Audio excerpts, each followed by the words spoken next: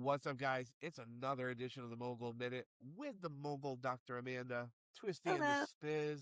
What's up, dude? Hey, I gotta use my microphone. You have been all over the United States, Yes. and you just got. So tell me about Michigan's convention because that's a big one. And I saw Yes. you were getting awards again, like always. So I flew from Florida to Traverse City, Michigan, which is so gorgeous, on Friday and attended the Michigan Association of Chiropractors Spring Convention. And it was fantastic. Wonderful speakers. I got to see Jim Chester was there. And who did I see?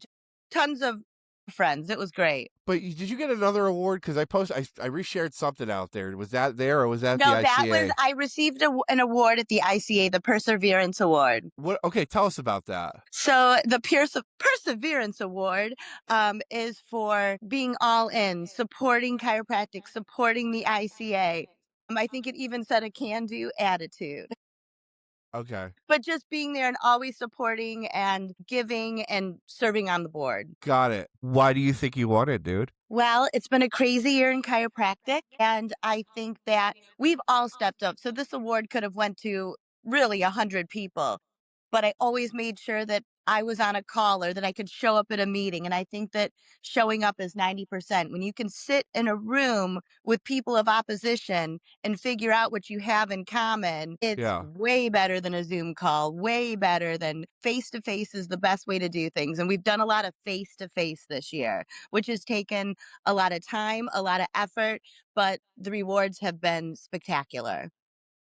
And sometimes they're not. So we're happy this time it is. Hey, how do you keep yourself healthy traveling? I just kicked my ass. Like, what do you do with the plane stuff? Is it Louis kisses or Louis kisses the Yeah. secret? No, that's a great question. That's a really good question because not only are you saying this to me right now, but I probably had 5 colleagues at our level of travel. We've had this Yeah. discussion where it's always been you just go, go, go. And now all of a sudden it's like, whoa.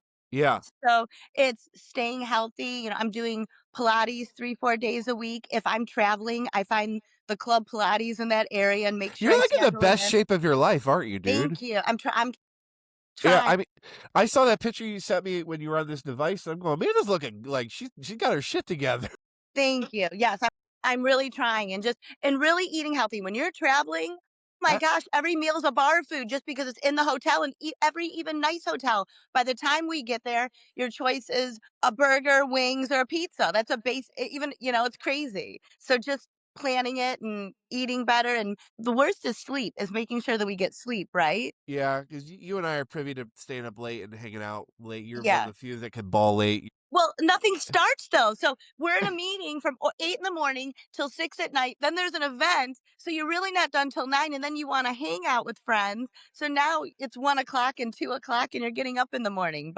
I just think sleep, making, just your regimen, sleep, vitamins, eating well. And we all know that we fall off track, right? Like every time I'm feeling a little under, I'm like, yeah, I didn't go to Pilates. Yeah, I didn't sleep. Yeah, I didn't eat right. So we know what we're doing. So tell me about an interesting conversation in the halls or at the bar that happened the last either in Michigan or ICA that we don't have to share names, but maybe something that lit you up or some So gossip. I am so lit up coming back from convention and am really crossing my fingers for a company or a device like Cortex Brain, which is we will have an opportunity to have an EEG in our own practices and to show functional connectivity, to show functionality of the brain health, and as it changes will be revolutionary for our profession. We have been stuck. So we can prove x-ray, right? We can prove structural. We can prove structural musculoskeletal. They're feeling better. We re-x-ray. We show them how everything is corrected. The patient feels great. We've done our job and they're gone. But now we can actually show how their brain, how their health has improved. Who is leaving that? Right now it's trust. So if you're a chiropractor and your patient trusts you, and you let them know the changes neurologically and they believe you, that's great. That's hard for a lot of chiropractors to communicate. And that's going to level up their game because they will take a 15-minute quick scan in real time. The patient watches the brain waves. You get your own report. They will see the changes throughout time through chiropractic care. You got fired up, Unbelievable. dude. It's unbelievable. I wish I could have brought it home. It's going to happen. Something like this is going to appear, and it's just going to move our profession forward. Right now, what is your current favorite show and tell assessment kind of what is your I see the future, but what do you like to do and what do you like to teach other docs that they should be doing for show and tell stuff? Do you mean for transitioning patients? Yeah, chiropractic here, just show and telling, hey, like, because I grew up with my dad's stuff, which was like AK, and it was like muscle testing, and people shit on that, but I grew up with it, and it helped get patients in the door, right? Like, I watched people go, man, I can tell, like, you're showing me I can't breathe with this. What is your kind of favorite show and tell? Is it Yeah. X-ray or is Yeah, it? so definitely X-ray, but I do a little muscle testing on each visit. But I think the most important is the transitioning and keeping them in and the small education. But Yeah, when you can show even structurally that things are corrected, but it's so important to explain to the patient. So what I really like to talk about the health wins. Now your sinuses are better. Now you're not having headaches. Those are the things that I like to talk about and to do to keep patients under care because they understand that. Again, when you talk about, when you do a muscle test and this is strong, they're gone. Once it's corrected, they're gone. dude. I have something to say. I want to ask your opinion on this. I think the biggest detriment to chiropractic right now is pay as you go. What are your thoughts on that? Like, I just think that the universal, like, we've pay as you go is the worst thing I could ever see in a practice right now. So I went to my doctor and the doctor prescribed had a whatever patient had a upper respiratory infection, was prescribed an antibiotic. Did they go to the counter and go, well, no, I'm gonna take one in the morning and one at night for 10 days, but I'm gonna pay as I go. Can I pay as I go? Yeah. That is how dumb that sounds to me. I just, the inmates, I say sometimes the inmates running the asylum is the term I like to use, but it seems to get taken, it just is really bad habits that just the practice starts letting like happen again, right? Like it seems like It's the practice. that is clearly the patients managing the practice. Okay. I like That's it. that. I'm gonna use that better. I'm gonna give credit where credit's due. If you guys hear me saying that, that's from the mogul herself, the patients managing the practice, not the Yeah. inmates running the asylum. That I has guess. to it's inefficient down to the minuscule level of time with the front desk staff to the patient to the high priority that patients who pay as they go don't follow their care plan. They're the most non-compliant. The patient who pays as they go is usually 100% non-compliant. Not that they don't come, but they're not compliant. And they're literally telling you that. That's what Yeah. they're saying. So pay as you go equals to me, I'm coming when I want. And when I come, I'll pay. That's what it means. And if What, you're a chiropractor who's okay with that, I mean, that's not in the best interest of the patient, but did you have any recently, whether it's in Florida or Traverse City is like really, really pretty, right? Like it's got it is lakes. gorgeous. Yes. Did you do any mogul shit, mogul eating out, mogul shopping? It was no, this was very well, actually, the first night we went to Airy, which is this beautiful restaurant on top of Grand Traverse, probably the nicest restaurant in Grand Traverse. What's And it the called? windows, it's called Airy, Rie, I believe. And the windows, it's on the top floor of the tower, and it's just glass all around, and you see the beautiful bay, and it's just gorgeous. Now, wow, that is beautiful. Okay. Yeah. All right. I like that. The Peaches are up there. I got a couple people that always say you got to come up I here. saw them. It was so nice to see them, Julie and Don. Julie from Denmark, Yep. who likes to say donk and dollar Yeah. for money. Yeah. Fabulous. I got to give them big hugs. When you go, okay, so did you have a mogul experience at Ari, or did they just get by? Did you have anything that you're like, wow, this wowed me there, the experience, or not really? Well, Hey, I thought it was unusual that there was no salad on the menu. I think that's really unusual for a high-end restaurant. there was no salad. No salad, What the and fuck? no soup. Oh, I can't do that. It was a beautiful experience, and the food was marvelous, but I was going to go 2 nights in a row because it's just the best restaurant there, and Yeah. I canceled the second night because 'cause I'm like, "I need, like, some salad, I need soup, I just need some greens." Where was the place that we did the brunch with the boxer with you? Where was? Oh, that's it, Steven's Lully's, one of my favorite places. Now that is a total mogul. Like Yes, that's right by my home. that's an experience there. That's an experience. Mark Zarkin and Ari Zarkin are unbelievable. Lully's is fantastic. Oh They know how man. to treat people. They know how to give you the mogul experience. They're fantastic. And when you were there, I actually asked him because he had done a few and there was not one plan. I Yeah. said, "Look, Mark, is it possible that you could do a boozy brunch here?" That's what they were calling it. "Could you Yeah. do a boozy brunch on this Sunday? Because I have people coming in and I promise you I'll bring them and you all." And he said, "You know what? For you, yes." But and of course the whole restaurant enjoyed, but that's how awesome they are. That if you say to him and you know him and you're a regular patron, he makes it happen. I love it. Hey, let's go around the chiropractic world with some questions out there, and we'll have the mogul give her mogul insight on this.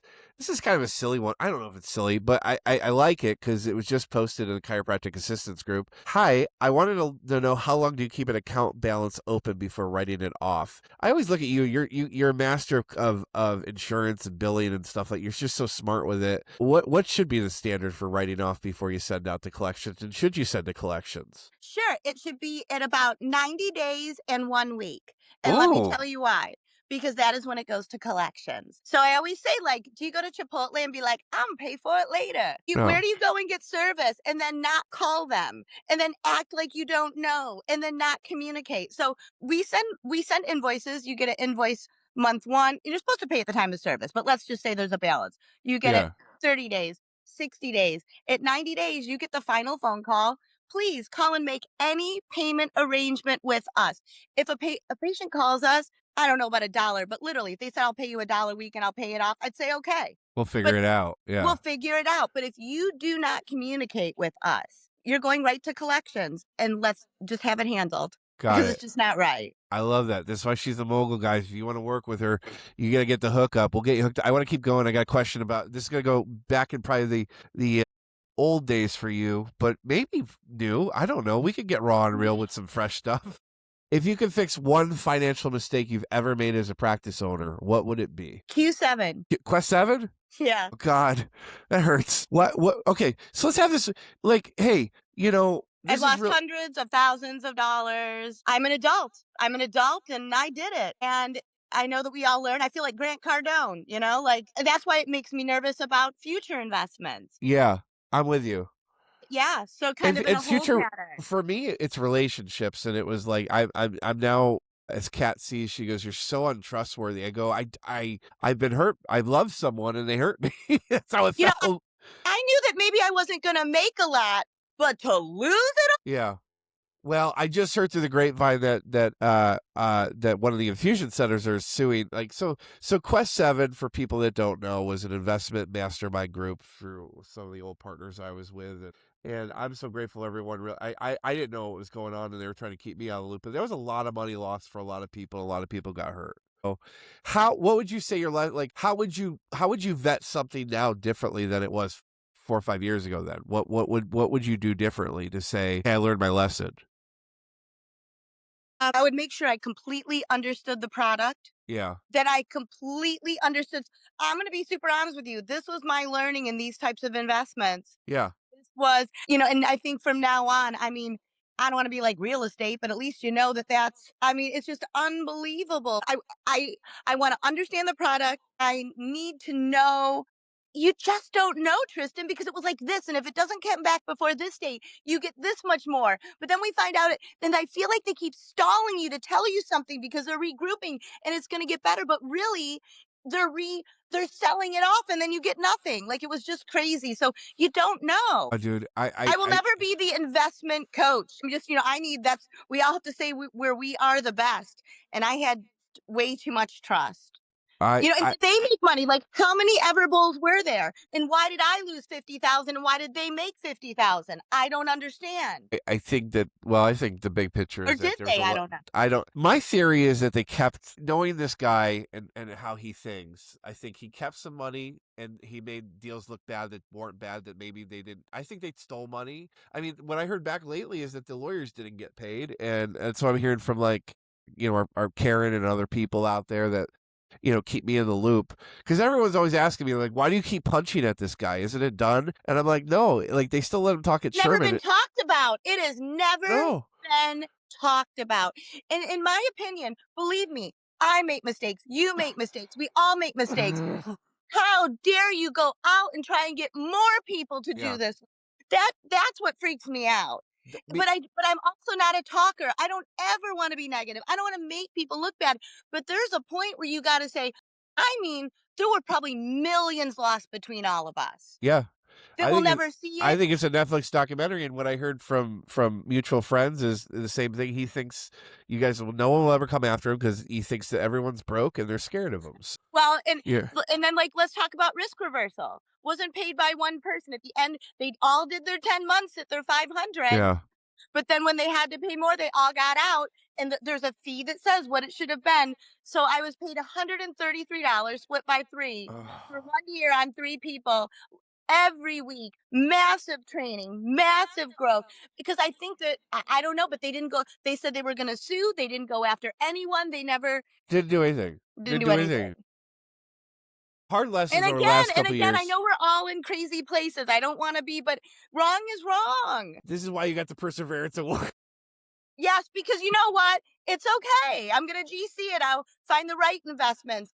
I'm keeping my fingers crossed for SpaceX. Maybe something's going to hit. That's going to be $1 billion. That's going to be $1 trillion IPO, SpaceX. So, yeah. I love you, dude. You're so awesome and just raw and real. I got one last question from around the Chiro Spears. What's your take on how long, there's some practices out there that get into waitlist like 2-3 weeks. What's the longest you think that's safe to be a waitlist practice? Or do you think it's silly to be a waitlist practice? Yes. Yeah. I think that if you're growing, it should be. I think that once you have a waitlist practice of 14 days, you know that you can hire an associate. Yeah. Hire a exam doctor, hire a CA to do the exams, hire another doctor. Don't stop changing the world. Don't stop caring for patients. You're keeping them out of chiropractic. They want to see you. Let them come and see you.